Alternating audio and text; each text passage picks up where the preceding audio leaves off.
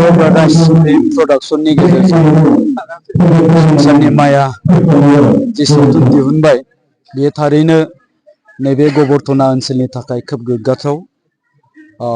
मानोना नैबे जायगायाव गिबि खेबनि थाखाय बेबायदि सावथुन दिहुनदों आरो जायगानि माखासे महरगिरिफोरखौनो लानानै बे सावथुनखौ खालामनाय जादों।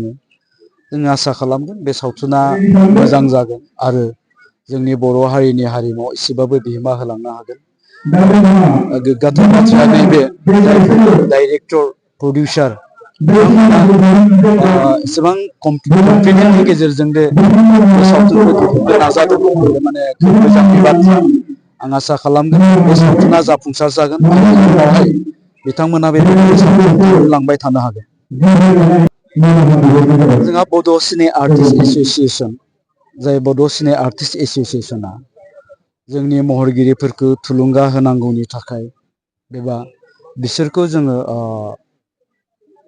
जौगा थाखोनि सोलोंथाइ होनांगौनि थाखाय गोदोनिफ्राय खामानि मावबोबाय थादों। गुबुन गुबुन समावहाय बड' सिने आर्टिस्ट एस'सिएसननि प्लेटफर्मनि गेजेरजों जोङो माखासे वर्कशपफोर लाबोबाय थादों। एक्टिंनि वर्कशप, बेबायदिनो मालाबा डेन्सनि वर्कशप। थ' आं नैबेखौनो आसा खालामगोन जाय बिथांमोनहा गोदानै दिनै एक्टिं खालामनो थाखाय आवगायबोदों बिथांमोना इयुननि समावहाय जोंनि बिसाया जेब्लानाखि बेबायदि एक्टिं वर्कशप लागोन बेफोर हाबाफारियाव जाहाथे बाहागो लाहैयो। मानोना बेफोरबायदि हाबाफारियाव बाहागो लायोबा माखासे नलेजखौ मोननो हायो, गावनि सायाव एक्टिं खालामनांगौनि थाखाय जि कनफिडेन्स बे कनफिडेन्सखौ मोननो हायो। आं बेखौनो आसा खालामगोन जायफ्रा दिनै नैबे सावथुनाव गोदानैहाय माने एक्टिं खालामदों निस्सय बिनि उनावहाय बिथांमोनहा माखासे एक्सपिरियेन्स मोनगोन आरो उननि समाव गावबा गावखौनो साफा साफा राफोद महरगिरि हिसाबै गायसननो हागोन। आं बे खोथाखौ एसे सिगाङावसो मिन्थिदों। बिनि गुबै जिखिनि प्रडिउसार बिष्णुराम स्वर्गियारि, बिथाङा जेलानाखि बे संसारनि माया सावथुनखौ शुटिं लाबाय दंमोन बे समनि गेजेरावनो लोमजानानै बिथाङा हरखाबै रुंसारि जालांदों। थ' बे जोंनि थाखाय दुखुनांथाव बाथ्रा। आं बेखौनो आसा खालामगोन बिथाङा जाहाथे सोरगोआव आलो गोजोनै थाहैनो हायो आरो बिथां बिष्णुराम स्वर्गियारिया जि नैबे संसारनि माया सावथुन, बे संसारनि माया सावथुना बिथांनि मोनसे हाजोर सिनायथि जानानै थागोन।